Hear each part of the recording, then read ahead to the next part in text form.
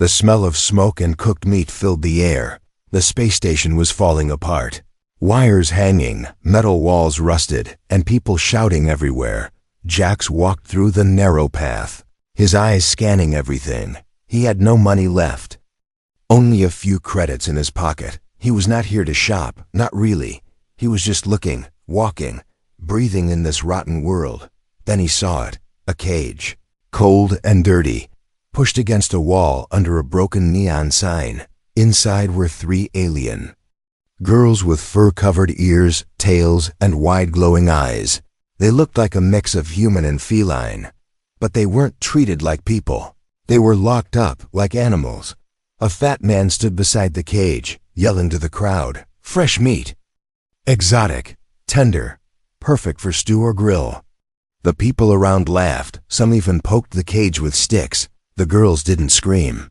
They just shook and stared at the ground, all except one. She was small, her fur gray with silver tips. She looked right at Jax, her eyes full of fear, but also something else. Hope, maybe. Jax stopped walking. He stared back, his heart beating louder in his chest. He didn't know why. He had seen suffering before. In war, in ruins and broken cities, but this was different. The fat seller noticed him and grinned. "You like them, human? Special price for you, only 20 credits for the small one." People laughed again. Jax didn't smile. He stepped forward slowly, looking at the cage again. The smallest girl moved closer to the bars. Her hand touched the metal gently. She whispered something, but he couldn't hear it. He reached into his jacket, pulled out a small pouch, counted his last credits, 27. He looked at the seller and said, "How much for all 3? The seller raised an eyebrow, surprised. "You serious?" 30 each, but I'll give you a deal, 80 for all. "I have 27. Jax said calmly. The seller laughed loud. "Then you can have a tail, maybe." People around laughed harder, but Jax didn't move, didn't blink. He just stared at the seller. Something in his eyes made the fat man pause. A silence fell for a moment. "Fine." The seller spat. "Take them. They're scrawny anyway, bad for business." He opened the cage roughly and shoved the girls out. They stumbled, confused, afraid. One fell to the ground. Jax stepped forward and helped her up gently. The crowd murmured, confused. Why would a human waste credits on me he wouldn't eat? Jax didn't answer anyone. He took off his jacket and covered the smallest girl. She was shivering, her eyes still wide. The other 2 stayed close behind her, tails tucked, silent. He walked away slowly. One girl on his right, one on his left, and the smallest in his arms. They passed the laughing crowd. The cellar, the cage, the smoke, none of it mattered now. The girls didn't speak, but they looked at him, not with trust, not yet, but with wonder. Why did this human buy them? Why? Did he not chain them? Why did he give them warmth instead of pain? Jax didn't know what he was doing. He just knew he couldn't leave them there. He had nothing left, not even a home on this station. But he had arms to carry, and a heart that hadn't turned to stone. The smallest girl held his jacket tight and whispered one word, "Free?" Jax looked down at her and nodded once. "Yes," he said. "You're free now." But deep inside, he knew it wouldn't be that easy. Freedom was never free. And someone, somewhere would come looking. The metal door hissed as it opened. Jax stepped inside the tiny room, his arms still wrapped around the smallest cat girl. The other 2 followed him slowly, their tails dragging behind. The room was quiet, dusty, and cold. It had one old bed, a cracked window, and a heater that hummed like it was about to die. It wasn't much, but it was safe for now. Jax gently placed the small girl on the bed. She didn't let go of his jacket, holding it close like a shield. The other 2 stayed near the door, unsure if they could step further. He walked to the corner and opened a storage box. Inside, there were a few cans of food, some water packs, and a blanket. He tossed the blanket to the girls and placed the food on the floor like an offering. They didn't move, just watched him carefully. He sat down on the floor, away from them, and leaned against the wall. He didn't speak, didn't push, just waited. Minutes passed. Then the one with light blue fur and sharp green eyes crept forward. She sniffed the can, looked at Jocks, then took it and backed away. The others followed, opening the food with shaky fingers. They ate in silence, their eyes flicking toward Jocks every few seconds. The small one, still wrapped in the jacket, spoke first, her voice soft like a whisper. "Why did you take us?" Jocks looked at her but said nothing for a long moment. Finally, he said, "Because you shouldn't be in a cage." The girls looked at each other, confused. To them, humans were always cruel. They had seen what humans did: buy, sell, eat, use, and forget. But this one was different. He didn't touch them, didn't yell, didn't even ask for thanks. He just sat there, tired, broken, but calm. Later that night, the heater began to flicker. Jocks stood up, fixed it with a few bangs and wires, and then lay back down. He gave them the bed and took the floor without a word. The girls whispered to each other in their own language, their words fast and full of fear. But one thing they all agreed on: they weren't in the cage anymore. That meant something. The smallest one, still in Jocks's jacket, kept staring at him. She didn't trust him, not yet, but something inside her wanted to. The next morning, Jocks woke to the sound of soft breathing. All three girls were asleep on the bed, curled up like kittens. One of them had dropped half a blanket over him while he slept. He smiled a little but didn't move. He knew they were scared. He was scared too. Someone was going to notice they were missing, and when they did, they would come looking. The cellar, the station guards, maybe worse. Jocks didn't have a plan yet. All he had were 3 rescued girls and no more credits. But still, he didn't regret it, not even for a second. He stood and walked to the cracked window, looking out at the dark sky beyond the station. Somewhere out there, people were still hurting, still buying and selling lives. But not these 3. Not anymore. Behind him, the small one opened her eyes and saw him watching the stars. She didn't speak, just watched him for a long time. Then, slowly, she whispered something in her language. The other 2 stirred and looked up at her. Surprised, Jocks turned and asked, "What did she say?" The one with green eyes answered. Quietly, she said, "Maybe you're not like the others." Jocks gave a tired smile and nodded. "Maybe I'm not," he said. He knew this was just the beginning. But in that quiet moment, he also knew something else. He had saved their lives, but they had already started saving his too. The scar on his back burned as he twisted the wires inside the heater. It wasn't from a fall or a tool. It was old, jagged, and deep. A mark left by something he never talked about. Jocks ignored the pain and kept working, trying to fix the only thing that kept the small room warm. Behind him, the girls watched quietly. The one with green eyes, Sova, sat closest, her tail curled tightly around her legs. She had been the first to speak, the first to eat, the first to stop shaking. The smallest one, still wrapped in his jacket, now sat by the bed and stared at the heater like it was a dangerous animal. The third, Lyra, barely spoke but never let the others out of her sight.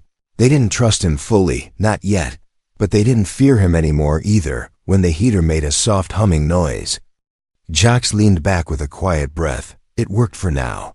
He stood and wiped his hands on his pants, then caught Sova staring at his back. Her eyes narrowed as she saw the scar that ran from his shoulder down to his waist. She didn't ask, but she didn't need to. She had seen marks like that before on slaves, on survivors, on fighters. "You were a soldier," she said, more like a statement than a question. Jocks didn't answer right away. He looked at the 3 of them, then turned to the small window. "Long time ago," he said. The silence that followed was heavy but not cold. Sova lowered her head and didn't ask more. But Lyra walked up to him and held out a piece of dried fruit they had saved from the night before. He blinked at it, then took it slowly. It was the first time any of them had offered him anything. That evening, Jocks left the room, locking the girls inside for safety. He needed food, medicine, and a plan. The halls of the station were even darker now. Guards passed by with scanners. whispering about missing property and unpaid debts. Someone had noticed the girls were gone, and someone was angry.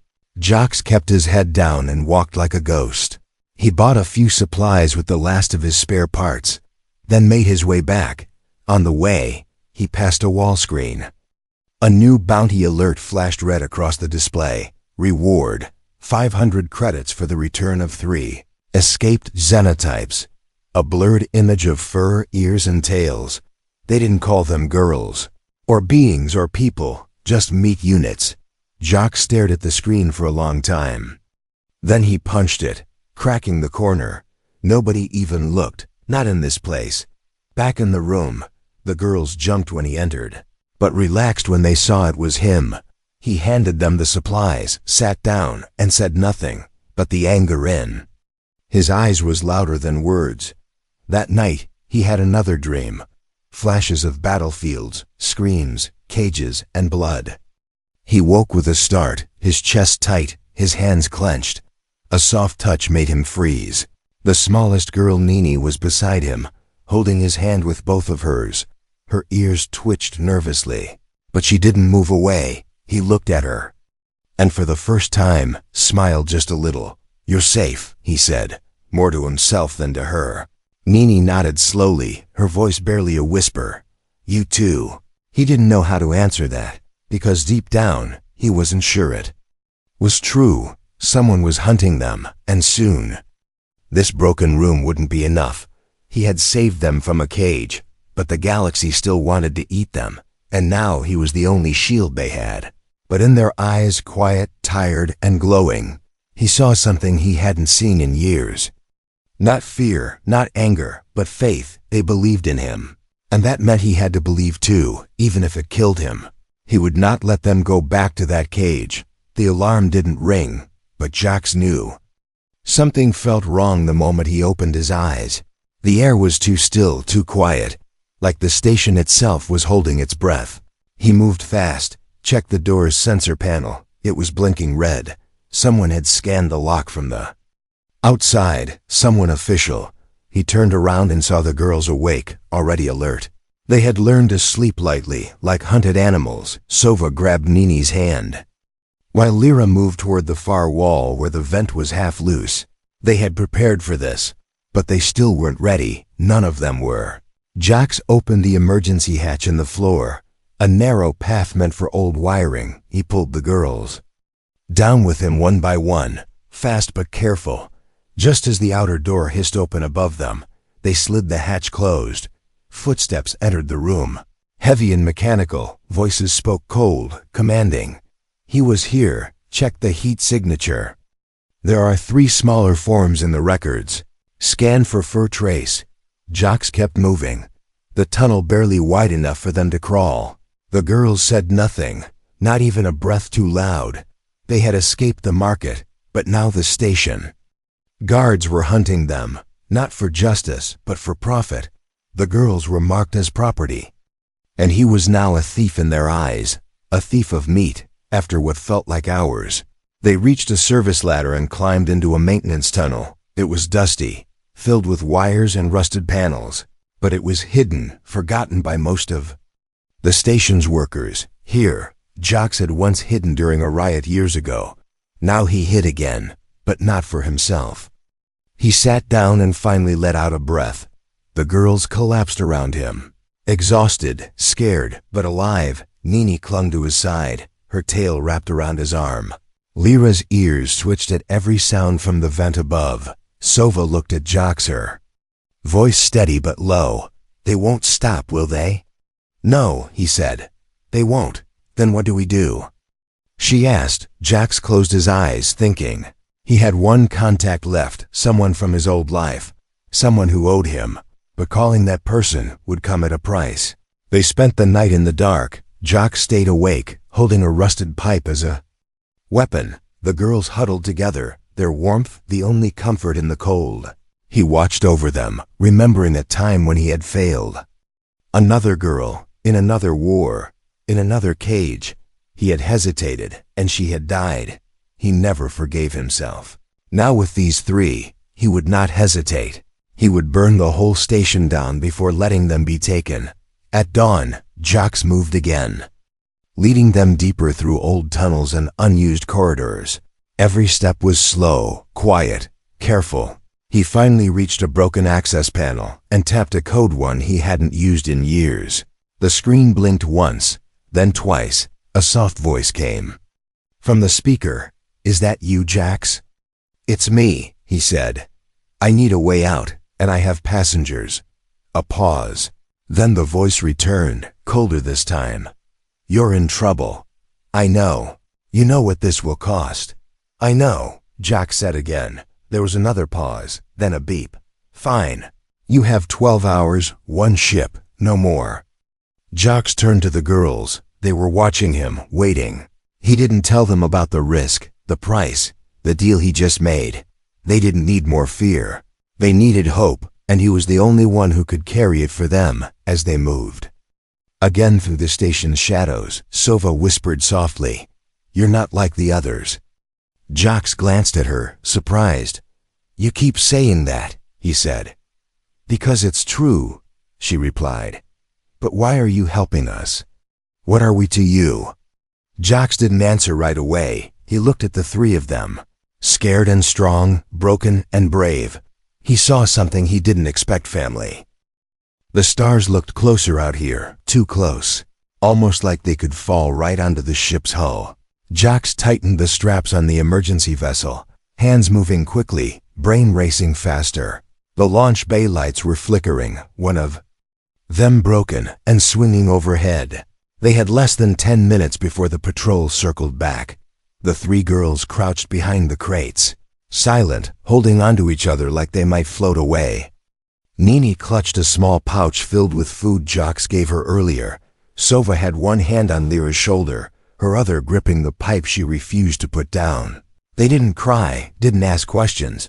They just watched him with wide eyes and trust that made his chest feel too heavy. He never asked for this, never planned to become their protector. But now he couldn't imagine walking away.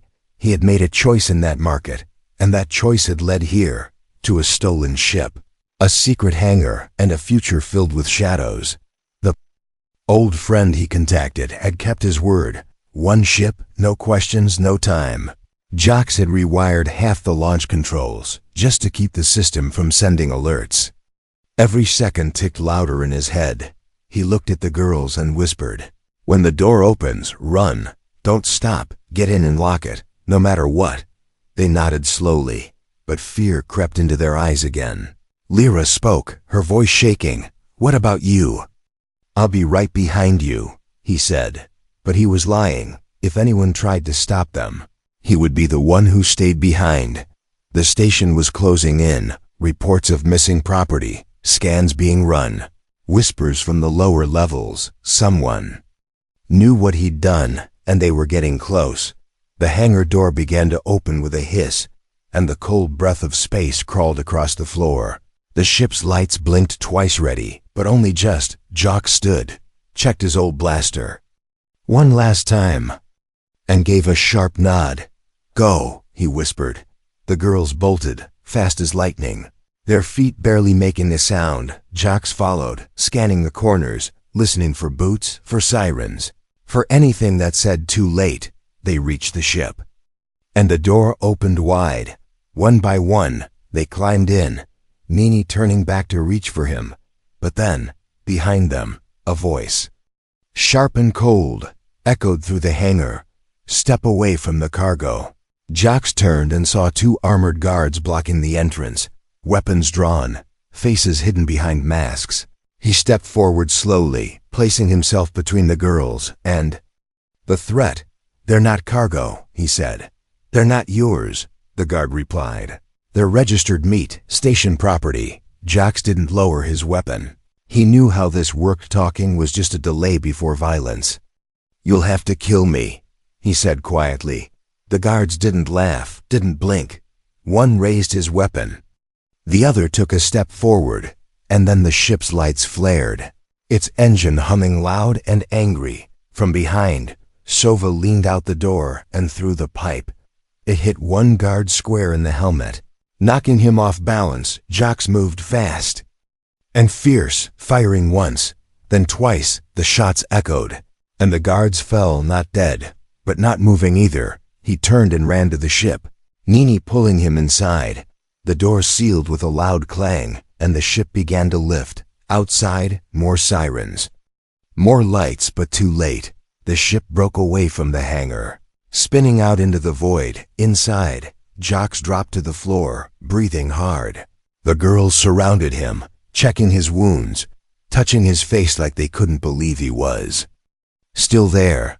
"I told you I'd be right behind," he whispered. "You said that last time." Sova replied, a small smile breaking through her tears.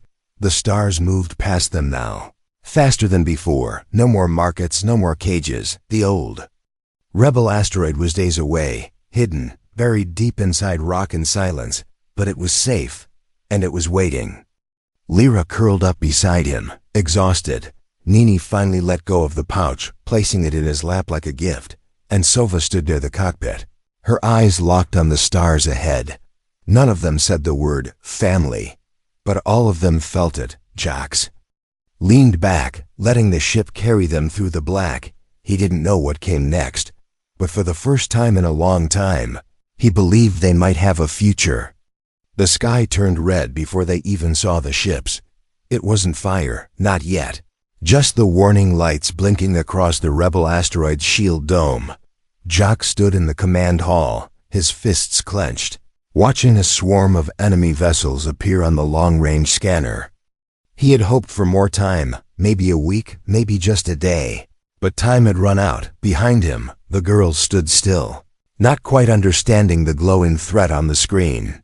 The asteroid was supposed to be hidden, off the charts, unreachable. But secrets don't stay hidden when credits are involved. Someone had sold them out. Jax turned to the nearest comm panel and shouted into the receiver. "Shut the outer doors. Prepare the defenses. We've got incoming." The voice on the other end crackled, then replied, "Jax, you brought this to us. You better be ready to fight." He didn't argue. He just grabbed his gear, pulled on his old armor piece by piece, and looked at the girls. "I need you to stay underground," he said. "Hide in the tunnels, follow the markers.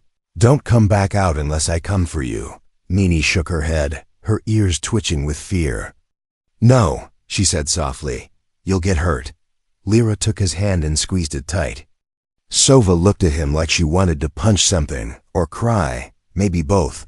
"We're not leaving you again," Sova said, her voice hard. "I'm not giving you a choice," Jax said. "This is war, and you're not soldiers.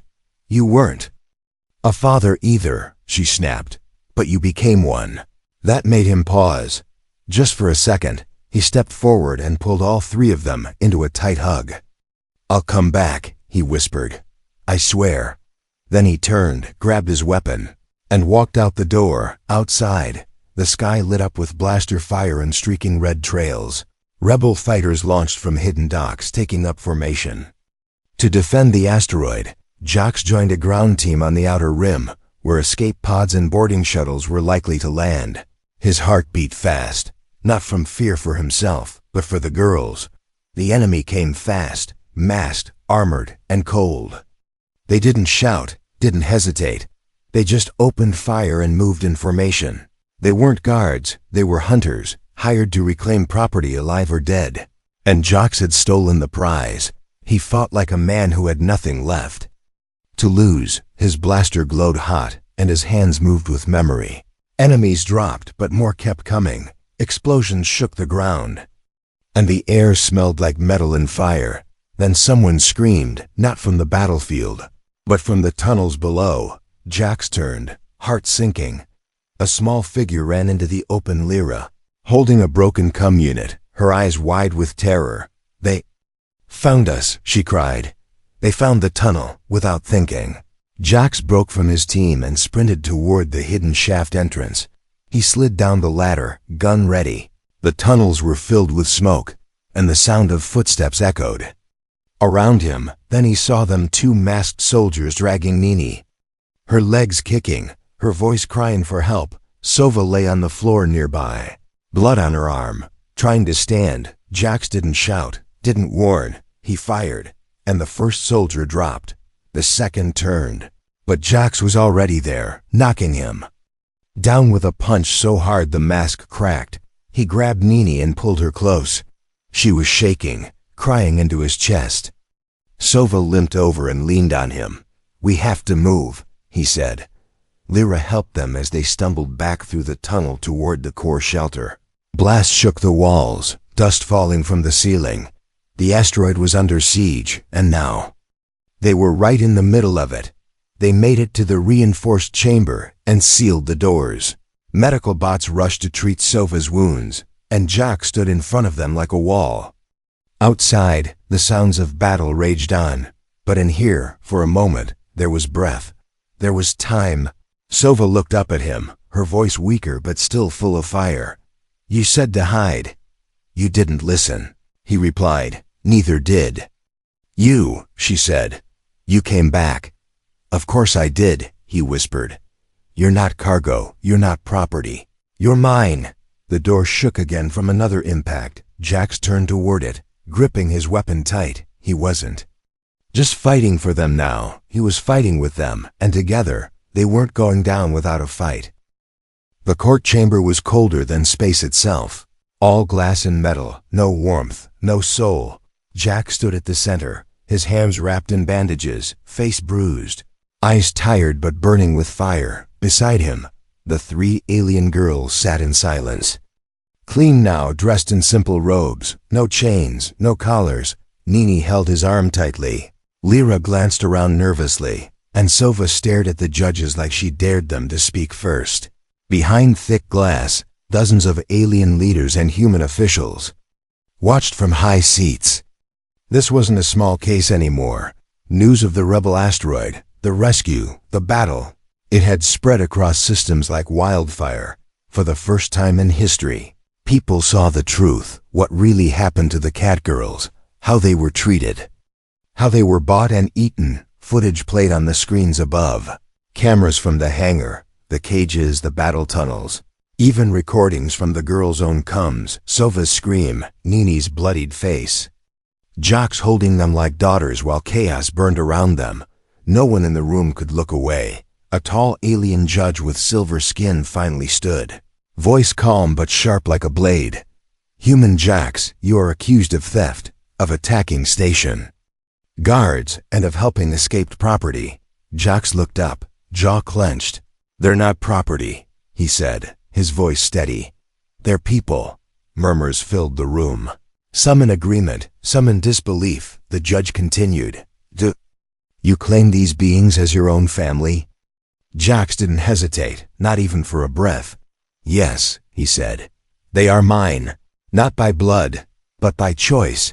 Nini pressed her face into his arm, whispering, "Please don't take us." Lyra wiped her tears, trying to be brave. Sova stepped forward, voice clear, strong. "We chose him too," she said. "He didn't buy us, he saved us." Silence filled the court. The officials whispered among themselves. Laws being flipped through, rules being questioned. These girls were born in captivity, never registered as citizens, never given rights. But now the galaxy was watching, and the truth was screaming through every screen. Then, a second screen lit up broadcast from the outer colonies, families, rebels, workers, soldiers, all sending messages of support, of outrage. A wave of voices rising. No more cages. No more meat markets. Let them go. Give them names, not numbers. The pressure grew too loud to ignore. Finally, the judge sat down and spoke the words no one expected to hear. "We rule that these beings are no longer classified as property. We declare them free citizens, and we grant them full rights, effective immediately." The room erupted, not in chaos, but in relief, in disbelief, in something close to hope. Jax didn't move, couldn't breathe, not until Nini cried out and jumped into his arms. Sova and Lyra followed, holding him tight, their bodies shaking. They were free, outside the court. The media waited, lights flashing, questions shouted. But Jax ignored them all. He walked past the cameras, past the guards, past the blinking lights of fame and noise, all he cared about were the 3 hands holding his coat. They walked down the long stairs together, slowly, quietly, like it was all too big to believe. At the bottom, a small hover car waited, gifted by someone he didn't know. A thank you for changing everything. As the door opened, Nini looked up at him and asked softly, "What happens now?" Jack smiled, the first real smile in a long, long time. "Now?" he said, "We live." The stars no longer looked cold, and this time, they were finally going somewhere that felt like home.